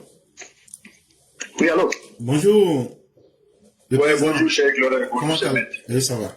Vous avez un écouteur, on a des difficultés à vous entendre. Écoutez? Oui, mais vous êtes sur haut-parleur? Non, non, non. Ah, ok. Donc, on va vous laisser rapidement vos 5 minutes. Ok, cher Claude, vraiment merci. Mhm. Merci à tout le monde. Voilà, on a toujours dit, quand on est dans la vérité, on dit la vérité finit toujours par triompher. Mais pourquoi ne pas commencer par la vérité? Et c'est ce qui rattrape Tidiane Thiam aujourd'hui. On l'a déjà dit. En tout cas, pour Tidiane Thiam, ça serait une insulte si tous ces erreurs-là passaient, ou tous ces fautes-là passaient. Pas une erreur, c'est quand on se trompe. Mais ça, Tidiane Thiam, on a tellement bien, tu l'as tellement bien décrit, bien annoncé. Ce monsieur-là, vraiment, excusez-moi, mais il n'est pas sérieux. Il n'est pas sérieux. Et voilà, il est venu détruire lui-même sa famille, il est venu détruire la famille de son grand-père. Et voilà. On l'a dit dès le départ. Tout ce que nous, on voulait là, Tidiane Thiam qui nous dise qui il est, c'est ce qu'on a demandé depuis. Et si les gens avaient commencé à se poser la question, mais qui es-tu? Qu'est-ce que tu faisais? Tu viens pourquoi? Aujourd'hui là, le PDCI et la famille de Tidiane Thiam ne seraient pas dans tous ces problèmes-là. Ils ont été dans ces problèmes parce que, comme l'autre là l'a dit, l'honorable et Anoblé Félix de San Pedro qui a dit, le PDCI est tellement fan de Ouattara qu'il voulait un autre Ouattara. Donc ils ont cherché la copie, mais ils sont allés tomber sur la photocopie. Donc Tidiane Thiam, c'est même pas la photocopie, même c'est le trucage, c'est-à-dire la fabrication de Ouattara. Ils ont essayé de faire le faux. Vraiment éclairé, on a tout dit, tu as tout dit, comme on dit, la répétition est pédagogique. Parce que moi, je ne peux pas comprendre que quelqu'un puisse faire 23 ans hors du pays. Et lui-même, il dit qu'il savait qu'il y avait le coup d'État en 99. Il dit qu'il savait, il a fait partie de toute sa famille à jouer. Il faut comprendre dès là la malhonnêteté, la méchanceté et l'aigreur de ce monsieur-là. On a toujours dit, nous on l'a déjà dit ici, Tidiane Thiam n'était pas l'homme qu'on nous présentait. Il n'était pas l'homme de la situation. Voilà. Et ça, c'est le PDCI. Le PDCI, en tout cas, nous a montré ses limites, ses carences. On l'a toujours dit, vraiment, on a dit. Houphouët-Boigny, on est d'accord. Houphouët-Boigny, c'est lui qui a créé le PDCI. Il pouvait mener le PDCI où il voulait. Ils se sont fait marcher dessus par Bédié. Mais Dieu leur a donné une grâce. Je ne dirais pas le décès de Bédié, mais j'ai dit, quand Bédié est parti, ils ont eu enfin la parole. Et voilà des gens qui se disent cadres intellectuels, qui semblaient encore se plier sous les pieds d'un monsieur, ils ne connaissaient même pas. En foulant même aux pieds et même les tests, en brûlant toutes les étapes, on a décrit, on a parlé fatigué, mais ils disent non, ils voulaient leur Ouattara. Et voilà leur Ouattara. Ouattara, c'est pas partout, hein. Les Ouattara, ils naissent pas chaque jour. Le président Alassane Ouattara, c'est pas chaque année, c'est pas chaque jour ils naissent. Donc vraiment, ils ont encore du chemin à faire. Tidiane Thiam, tout ce que nous disions avant, aujourd'hui nous donne raison. On a eu vraiment tort d'avoir raison avant, mais aujourd'hui là, voilà, comme tu le dis, tout nous donne raison. Et Tidiane Thiam, le PDCI ne peut que s'en battre à lui-même. Le PDCI a été lui-même son poison. Tidiane Thiam n'a pas été correct. Et c'est pas un homme correct. Regardez son cheminement, regardez ses discours, regardez tout ce qui s'est passé. Babo Emma le dit, quand on marche, on laisse des pas. Vraiment, je vais m'arrêter là pour ne pas abuser. Tidiane Thiam n'est pas ce qu'on nous faisait croire. Tidiane Thiam, c'est fini. C'est pas un monsieur correct. Et puis voilà, le PDCI. Heureusement qu'il y a encore des gens, des dames Valérie, qui ont crié partout. Ce monsieur-là, on n'en veut pas, on n'en veut pas. Et aujourd'hui, il y a beaucoup qui grondent dans le noir, mais n'ont pas le courage de dire. Le PDCI, je veux que le PDCI revienne à la raison en présentant un candidat ou tout simplement en s'alliant au RHDP. Vraiment, c'est la maison, comme certains les appellent, c'est la maison. Ils peuvent revenir. Ils n'ont pas eu la photocopie, ils ont eu un dossier falsifié, ils ont eu un individu falsifié. Et voilà, comme il faut le dire, Ouattara, c'est une bénédiction pour la Côte d'Ivoire. Et les Ouattara, on n'en trouve pas chaque année. Vraiment, je m'arrête là pour respecter le temps. Merci à toi et merci à tous ceux qui nous écoutent. Merci beaucoup, Monsieur le Président Barak. Et ce que vous avez dit, nous sommes totalement d'accord. Mais pour aller plus loin, nous n'avons rien contre le PDCI en tant qu'un parti idéologiquement assis pour faire la promotion des bonnes valeurs. Mais le PDCI, qui est pris par des fils de migrants, avec des ropéros et des tribalistes, ce PDCI, le symbole même de la haine et de la déviation là. Ce PDCI là, notre objectif c'est de le détruire. Oui, oui. On ne peut pas accepter que ce parti qui a fait la grandeur de l'unité africaine à partir de 1946 soit devenu aujourd'hui l'homme de lui-même au point de devenir un parti sectaire, tribaliste, ethno-nationaliste pour prôner les divisions et la haine et pour créer le mensonge et le désordre pour niveler notre société vers le bas. Ce PDCI-là, s'il le faut, s'ils ne prennent pas conscience, nous allons les aider à les désintégrer. Parce que c'est un devoir pour chacun d'entre nous. À défaut de pouvoir construire, il ne faut pas être ceux qui vont venir détruire notre société et pourrir notre société avec la haine, le tribalisme et tout ce qui rend l'homme bas. Et ce PDCI-là, faites-nous confiance. Ceux qui veulent prendre conscience, qu'ils reprennent conscience. Le PDCI peut exister en tant que parti, mais un parti qui doit s'assumer avec son idéologie, son histoire et faire la promotion des bonnes valeurs. Mais aller prendre des gens inconnus, des gens qui sont eux-mêmes dans une déviation morale, sectaire, grégaire, pour faire l'apologie des crimes de haine, ce PDCI-là, nous allons le détruire méthodiquement. Faites-nous confiance. Parce que tout ce qui arrive à la Côte d'Ivoire, la guerre civile, le malheur Laurent Gbagbo, la calamité de la crise post-électorale, et tout le malheur que les Ivoiriens ont vécu, c'était l'erreur d'un homme qui faisait la promotion de l'idéologie de l'ivoirité, de l'idéologie de la division des Ivoiriens, de l'idéologie de la ségrégation des Ivoiriens. Quand tu ne comprends pas l'origine et la cause fondamentale d'un problème, tu vas te baser à régler les effets secondaires, mais le problème reste toujours. Le PDCI qui s'incarne dans la haine et dans la division, c'est ce PDCI-là qu'il faut détruire et n'ayons ni peur ni honte de le dire. Si le PDCI n'avait pas prôné la haine et la division, le coup d'État ne serait pas arrivé en 1999. Il n'aurait pas eu Gbagbo au pouvoir. Si Gbagbo n'était pas au pouvoir, il n'y aurait pas eu les charniers. Il n'y aurait pas eu les viols. Il n'y aurait pas eu les escadrons de la mort. Donc en réalité, si tout cela est arrivé, c'est parce que le PDCI s'est laissé aller dans un sens. Et c'est ce sens-là qu'il faut détruire. Soit ils reviennent, ils changent de discours et d'idéologie pour faire de la politique en prenant ce que Oufo a été et l'idéal de Félix Houphouët-Boigny, ou bien nous, notre combat, c'est de les détruire pour ne pas les donner en héritage à nos enfants. Mais ils reviennent encore dans une posture beaucoup pire, dans la posture même de ce qu'on n'avait jamais connu du PDCI. C'est qu'ils tombent, ils font leur politique à partir de l'immoralité. On enregistre les gens, on fait des pressions sur les gens, on enregistre les gens. Mais ce PDCI-là, nous vous faisons la promesse que nous allons vous démanteler méthodiquement et sans état d'âme. Si le PDCI veut rester dans cet état-là, nous, on ne va jamais baisser la garde. Et on va vous démanteler comme il se doit. Vraiment, merci beaucoup, le grand maître. Et on va vous souhaiter une excellente soirée. Merci, cher éclaireur. Merci pour ta vision et pour ta disponibilité. Il n'y a pas de problème. Ça à vous aussi les remerciements. Merci.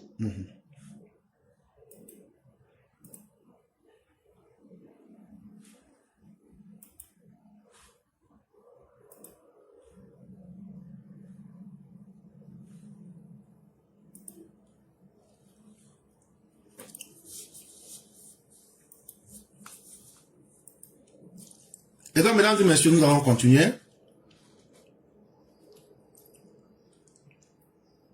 Je dis merci à tous ceux qui nous ont suivis. Merci de continuer à nous faire confiance. Et restons déterminés pour la cause. Parce que l'histoire, ce sont les hommes qui l'écrivent. Mais ce n'est pas n'importe qui écrit l'histoire. Ce sont des gens capables de laisser des traces qui écrivent l'histoire. Et faisons tout pour être de ces personnes-là.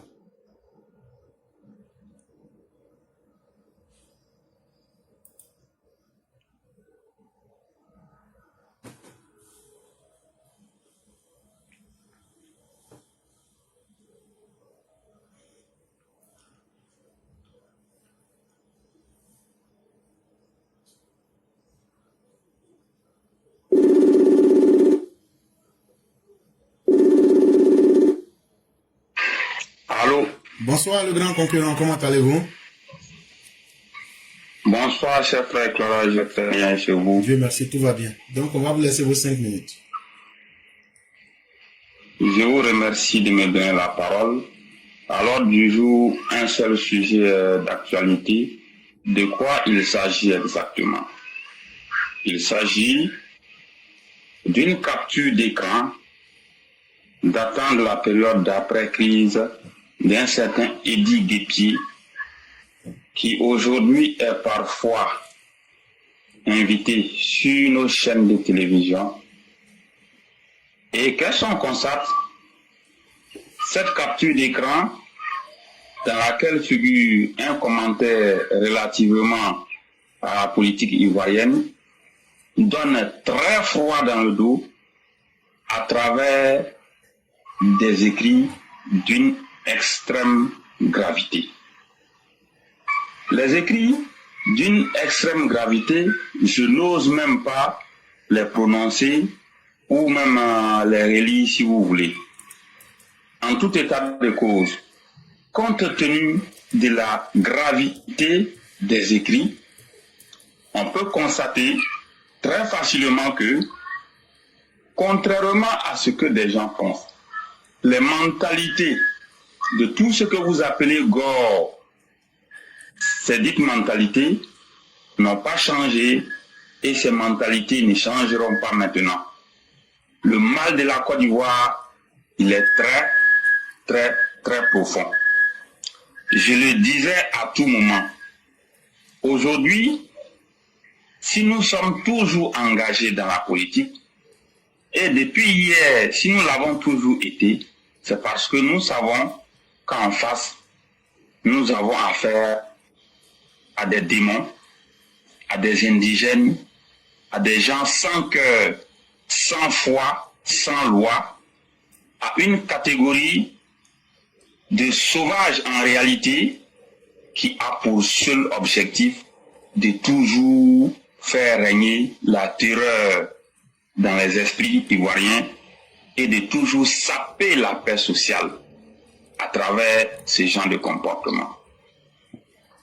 Lorsqu'on a vu ces écrits, on peut comprendre très facilement pourquoi en 2006, notre très chère mère, la mère du président, a été exhumée malheureusement. Compte tenu de la gravité des écrits, même s'il s'avère que les écrits datent il y a de cela, si vous voulez, 14 ans même, ou bien 13 ans, mais je pense que l'individu en question mérite d'être convoqué par la justice pour venir donner ses explications sur ce que nous découvrons comme l'horreur, sinon une calamité qui vraiment n'est pas du tout bien à regarder ou bien à entendre.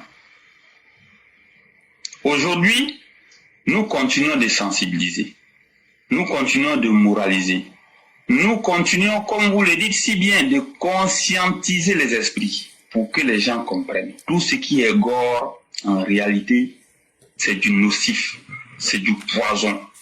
C'est vraiment quelque chose de très dangereux. Un homme avec un tel esprit, même s'il s'avère qu'il enseigne à l'université, en réalité, il ne changera pas.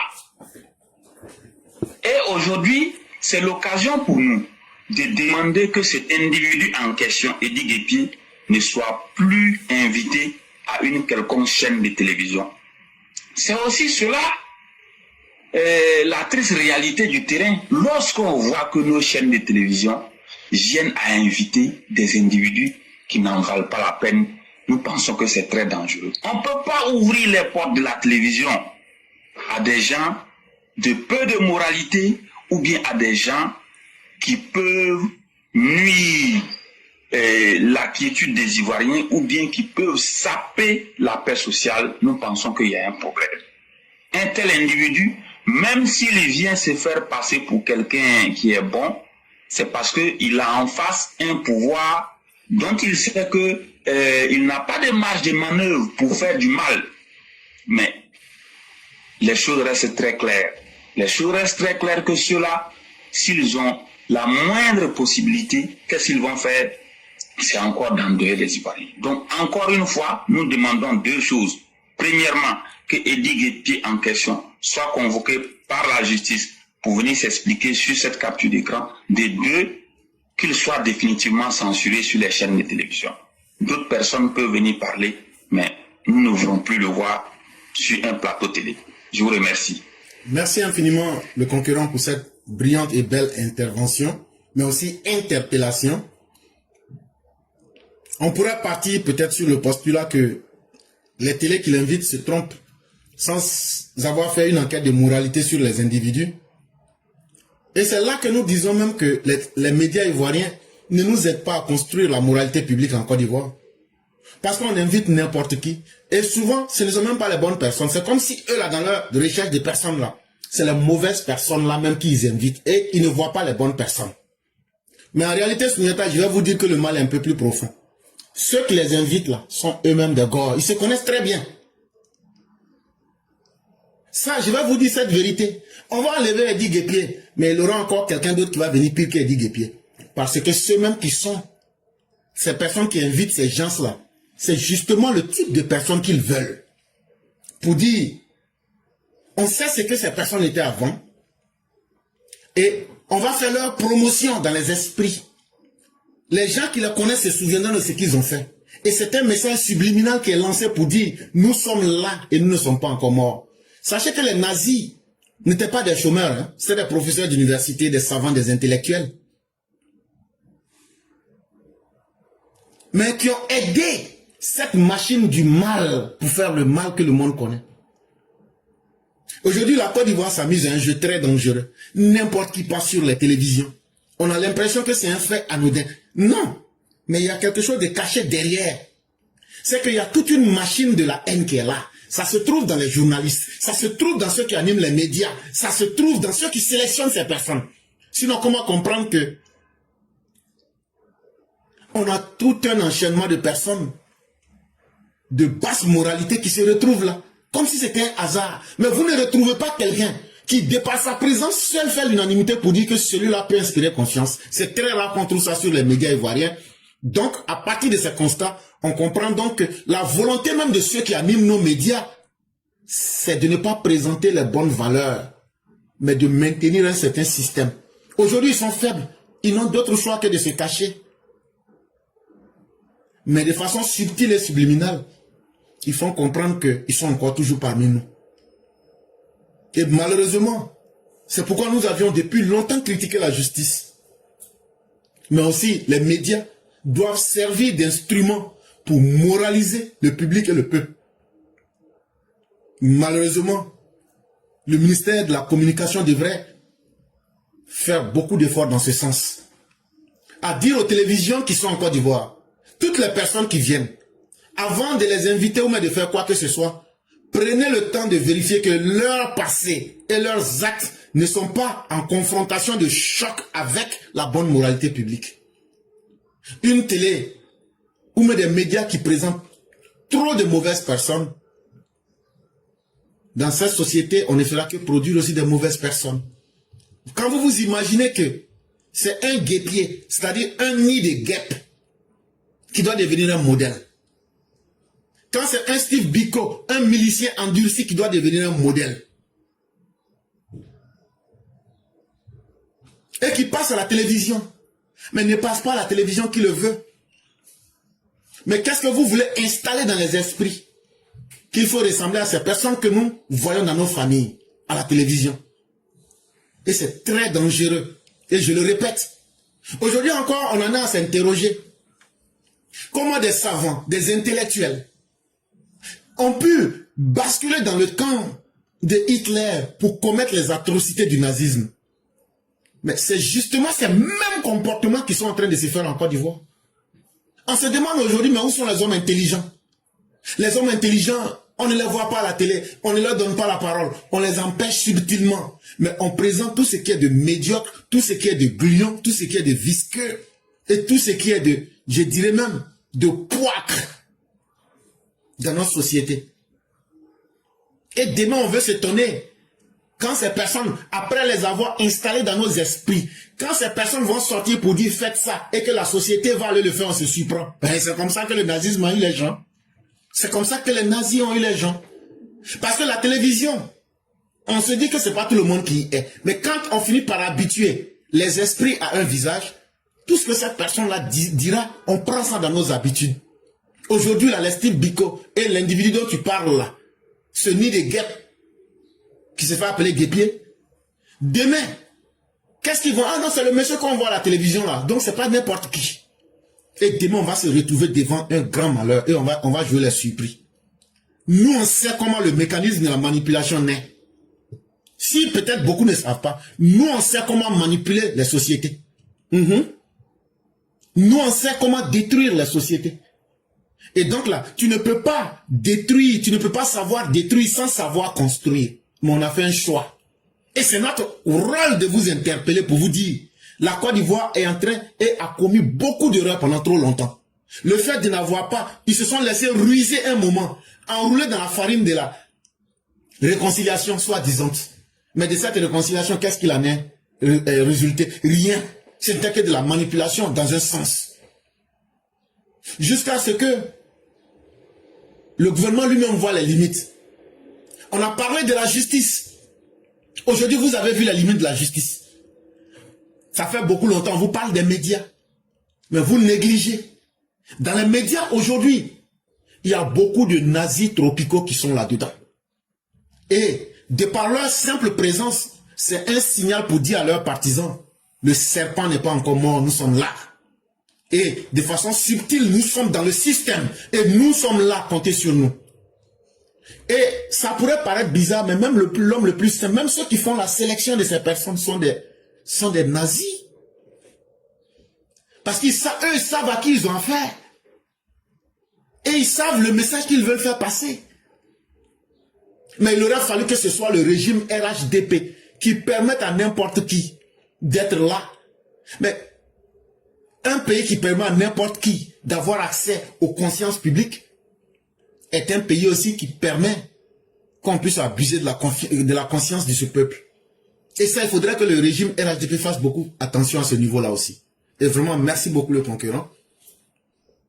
Quand tu regardes la qualité même des personnes invitées, ou même la méthode même, des gens peuvent venir mentir, et il n'y a rien en face pour leur dire ce que tu as dit est faux. Mais où est l'éducation qu'on donne au peuple? Ça veut dire que tout le monde a le droit au mensonge. On n'a pas dit que quelqu'un n'a pas le droit de s'exprimer. Mais quand tu t'exprimes que ce que tu as faux, ce que tu dis est faux, la responsabilité pour la télé en question doit être de dire ce que tu dis n'est pas vrai, devant tout le monde et à l'instant.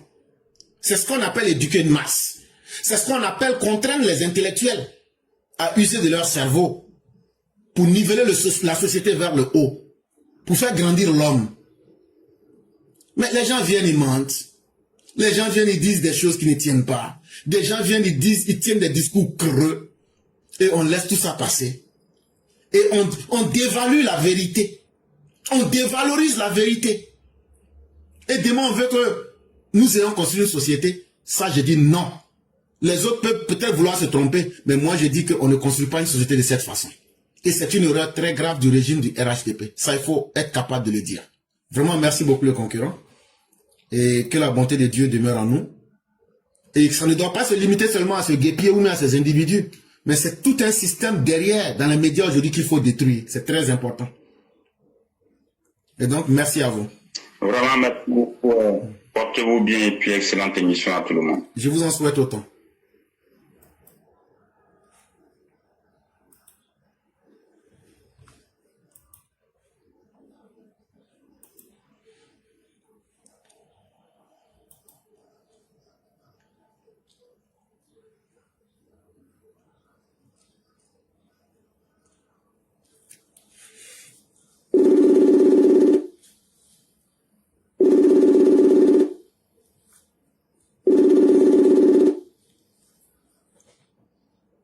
Allô? Bonsoir, monsieur Éclaireur. Bonsoir, les pères sage, comment allez-vous? Je vais très bien. Je suis au gardez-vous. Non, vous pouvez vous mettre au repos. Au repos alors. Il n'y a pas de problème. Merci. On vous laisse vos 5 minutes. Bonsoir à tous les EPV et les amis du progrès. Alors, merci aux frères qui viennent intervenir, le conquérant. Et comme disait le frère tout à l'heure, le PDCI des Thiam cherchait son Alassane Ouattara, mais malheureusement, ils ont eu la photocopie. Et souvenez-vous quand le président Alassane Ouattara quittait le FMI, qui est la branche financière. Épervier Sage, Oui. nous avons déjà une vraie photocopie et je pense que c'est une copie piratée. Voilà, parce que Non, ça, il dit photocopie, ça, c'est pas photocopie que nous avons là. non, mais tu sais, nos militants, faut penser à nos militants. Voilà, faut dire qu'il y a une copie piratée de très mauvaise qualité. Ouais, effectivement. C'est-à-dire une fausse photocopie. C'est même pas une vraie photocopie. Nous, on a une vraie photocopie et ils ont une fausse photocopie, effectivement. Donc, quand le président Ouattara est fonctionnaire international de l'ONU, parce que les uns et les autres doivent savoir que le FMI est la branche financière de l'ONU. Donc, le président Ouattara était fonctionnaire international de l'ONU. Donc, qui dit l'ONU dit le FMI. Alors, cela dit, Dieu nous a montré des signes.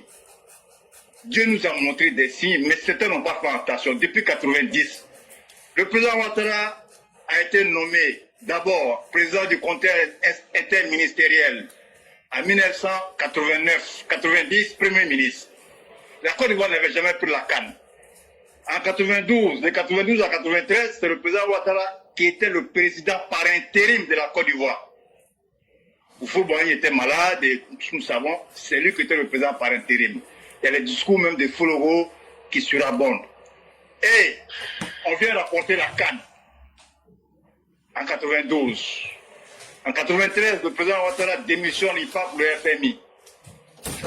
De 92, 93, tous les gouvernants qui passent, le président, l'ex-président Rikona Bédié, le président Gbagbo, de 2000 en 2010, on a eu même la génération dorée, on a eu tous les grands joueurs, jusqu'à même les Arsène Wenger, les grands coachs, disaient que la Côte d'Ivoire est une grande équipe. Même pas une canne. Plus de 17 ans après, il vient en 2011. 2015, on a une canne. Et en 2025, la canne de l'hospitalité, on rapporte. Ça, c'est des signes. C'est des signes. Mais Laurent Gbagbo, il a suivi la magistrature suprême. Même pas 3 ans. La guerre, les charniers de 300 morts. Mais ça, c'est un bilan. La guerre, là, ça fait partie de son bilan. On ne parle pas souvent ainsi, mais la sécurité, là, ça fait partie du bilan de Ouattara. Chaque jour, les chefs, le chef de la gendarmerie, le chef de la police, Kouyaté, le Fama, Apalo, et son aide de camp, Gerasuba, et Lassina, Doumia, des chefs d'état-major, le chef d'état-major, il lui rend compte parce qu'il veille au grain de la sécurité et de l'intégrité. Sans la paix, sans la sécurité, il ne peut pas avoir de croissance. Donc, le président Ouattara, il a vu que les pays, les fondements d'un pays sérieux, c'est la sécurité. Donc, s'il n'y a pas de sécurité, il n'y aura pas de développement. Donc, encore une fois, l'opposition est tombée dans son propre piège. Sibiko, Damana Pikas, Diaoufoué, Justin, Samba David, ceux-là vont apporter quoi à l'opposition? Ils ne pourront rien faire. Mais c'est les personnes qui seront neutralisées au moment opportun. Soyez rassurés, toutes les dispositions sont prises. La Côte d'Ivoire est au frigo. Ça chauffe même pas même. Dormez tranquille. Soyez sûrs, les élections seront crédibles. Les élections seront transparentes. Et le président Ouattara nous a rassuré qu'il n'y aura pas de choses. Maintenant, on a des prophètes de chaos. Ils passent souvent par des prêtres, par des journalistes, mercenaires, comme les Herman Aboua, comme les Augustin Kyo. Mais ça ne va pas prospérer. Encore une fois, M. Cléret, je n'ai pas abusé. Merci d'éclairer la lanterne des uns et des autres. Que Dieu bénisse la Côte d'Ivoire. Et bonne soirée et bonne émission à vous. Merci beaucoup, Épervier Sage. Et j'aime surtout la partie où vous venez pour mettre le peuple en confiance avec des concrets. Et vous avez souvent l'habitude de le faire. Peut-être que vous-même, vous ne vous en rendez pas compte. Nous sommes prêts. Nous sommes au frigo. Le pays, ça va pas chauffer. Nous avons plus de 2000 caméras dans Abidjan. Ah, tes paroles là, ça fait mal de l'autre côté, hein. ça révèle les caries dentaires de l'autre côté, hein. Mais il faut continuer à appuyer dessus. Et en vérité, c'est que épervier. Non, nous le gars là, ça nous donne caries dentaires, hein. Merci beaucoup, M. Clauret. Ça nous donne même des caries dentaires que tu ne peux pas imaginer. Parce qu'on s'est dit, mais pourquoi vous avez mis tout ça? Vous voulez faire quoi avec tout ça? Laissez-nous, on va faire un peu aussi. Et donc, comme pour vous dire que vraiment, ce sont des frappes chirurgicales. Et quand vous le dites avec des mots bien mesurés, vraiment, ça dose. Et comme disait Ado 100%, peut-être même que c'est ce qui a fait que l'homme à la moto, lorsque le chef de, je crois comment il s'appelait, le Mollah Oumar était poursuivi dans les montagnes de Tora Bora, je crois qu'il était aussi à moto comme l'homme à la moto, et donc on espère bien. Et donc la peur, on sait aujourd'hui où elle se situe. Franchement. Et nous sommes tellement heureux que notre grand maître, le président Ouattara, a démontré de toute sa puissance et de son élégance dans la gestion. Et nous qui ne sommes absolument rien, même en termes de communication aujourd'hui, on a pu damer le pion, c'est-à-dire le terrain intellectuel aujourd'hui, on l'a occupé. Depuis pratiquement plus de 5 ans, nos intellectuels produisent des textes. Nous faisons des analyses que même au-delà de la Côte d'Ivoire, les gens nous suivent et ça sert de modèle dans certains pays aujourd'hui. Et donc ça veut dire que le président Ouattara, au-delà d'avoir pu construire un pays, à travers les intellectuels qui ont émergé, on est en train de construire un nouveau monde à travers aussi les idées. Et ça, c'est la plus belle expression de la Côte d'Ivoire. Comme le dit l'aîné Koné Adama ici. La Côte d'Ivoire est au frigo et ça chauffe pas. Actuellement même c'est congelé, on va lever un peu pour mettre au soleil. Et vraiment, et vraiment merci infiniment pour cette belle démonstration. Parce que ce sont des métaphores très fortes, mais je crois que les gens intelligents comprennent. Et on n'a pas à la tête de ce pays-là des dirigeants qui sont des plaisantins. Mais ça, beaucoup se trompent parce que tel qu'eux ils ont dirigé, ils pensent que la Côte d'Ivoire est encore dans ce registre. Mais la Côte d'Ivoire a profondément changé. La Côte d'Ivoire est dirigée par l'ancien directeur général adjoint du FMI.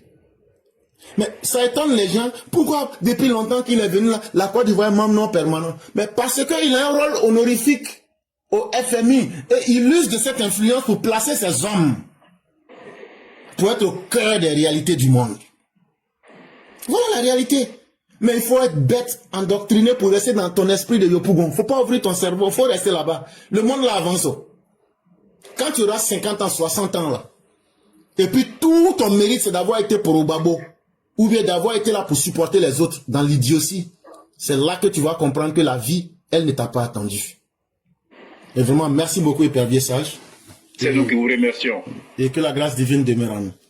Amen. Merci beaucoup. À vous aussi. Bonjour, bonne émission à vous. Merci.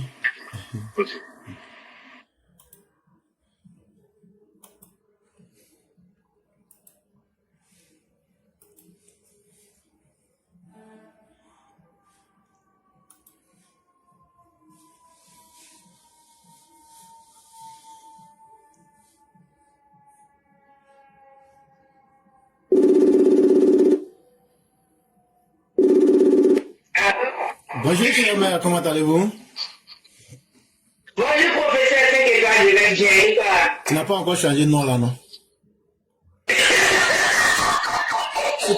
C'était déjà quel nom là? Mais, t'as oublié l'enseignant, moi. Non. C'est un test que je suis en train de te faire. C'était quoi déjà le nom? Il dit c'est le soleil en Sénoufo. Non, moi j'ai dit, c'était déjà quel nom? Mais c'est là que je t'ai dit là, soleil en Sénoufo. Bon, on dit comment on appelle soleil en Sénoufo? Comment on prononce ça? Ah, ok. Vous l'avez vu là, ce sont les Sénoufo qui font le son. Comment on prononce ça? Comment on prononce ça? Tu as oublié? Je n'ai pas oublié. L'élève aussi peut donner terre à son professeur. Non. Moi, je peux dire, je connais. Mais je voulais te faire tomber dans mon piège. Parce que si toi-même tu dis c'est Tchangui là, je vais dire donc tu dis que ton nom c'est Tchangui. Je voulais te faire dans mon piège.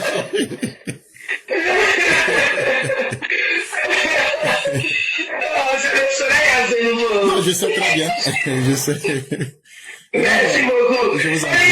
Olivier, c'est toi, non? Comment mon prof m'a baptisé? Bonjour professeur, comment tu vas et la famille? Je vais très bien Oui. et la famille se porte excellemment bien. Et de votre côté? Alhamdulillah, on ne se plaît pas. Que Dieu nous fasse grâce. Amin, amin, amin, amin. Ok, donc on va vous laisser la parole. Ok. Bonjour à tous les EPV, bonjour à tous ceux qui nous suivent. On va dire merci à Dieu encore pour la séance d'aujourd'hui. Aujourd'hui, vendredi, jour de prière pour les musulmans.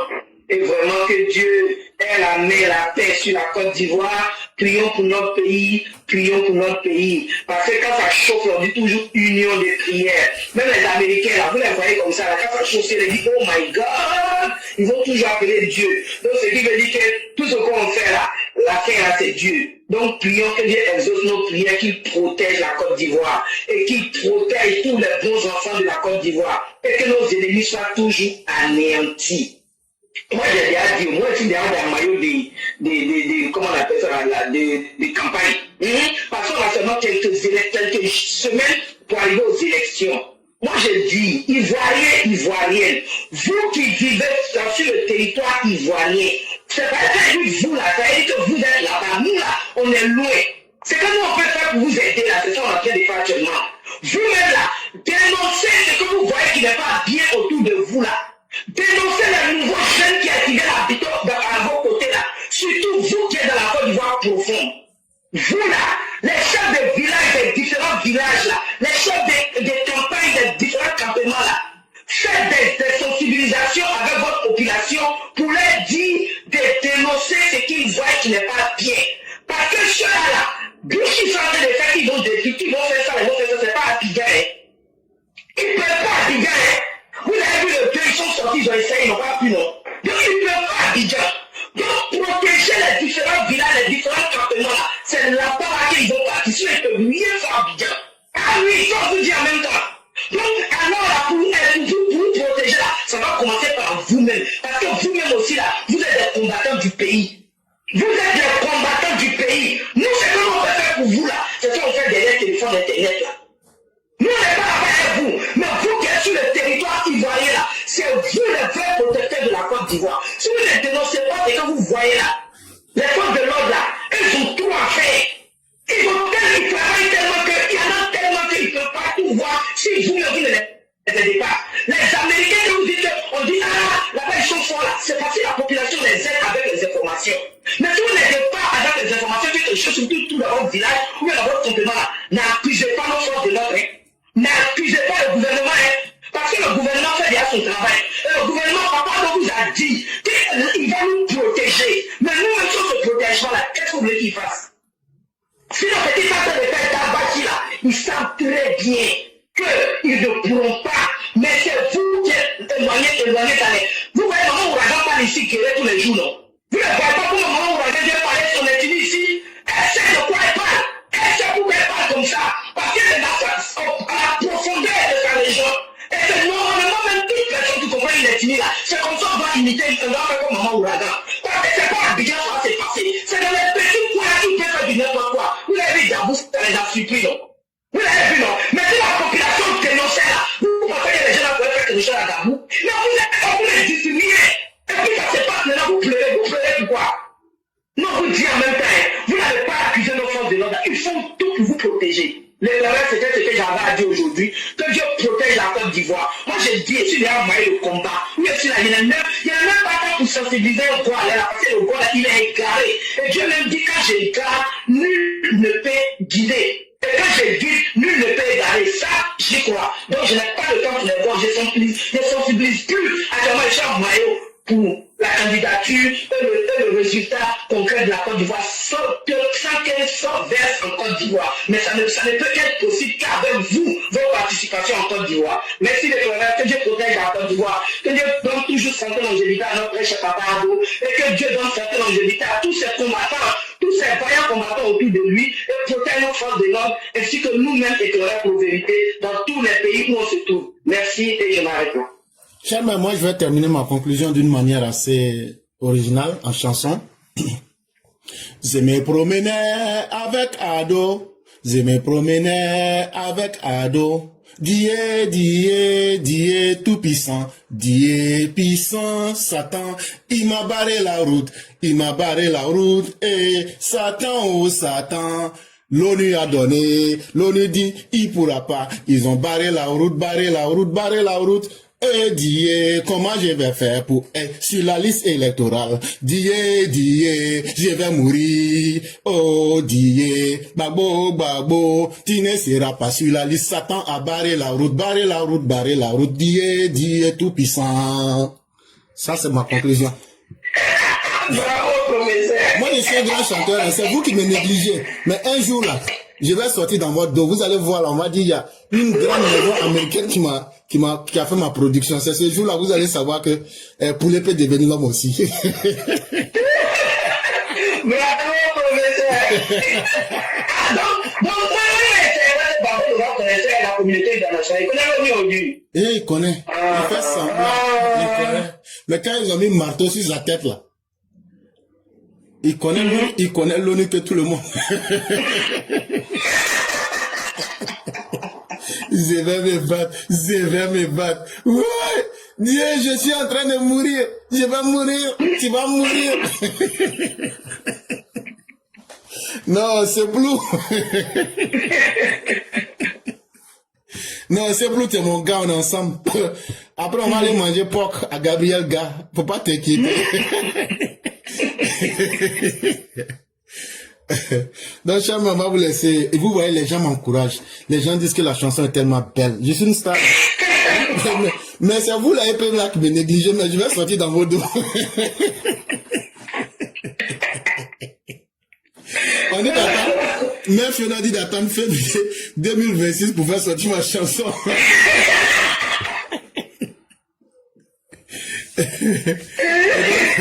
Vraiment, merci à tous les EPV. Et vraiment, merci infiniment de toute la conscience et du temps que nous passons ensemble pour édifier la conscience. Merci à chacun et que Dieu demeure en nous. Et cher mère, vous avez la conclusion.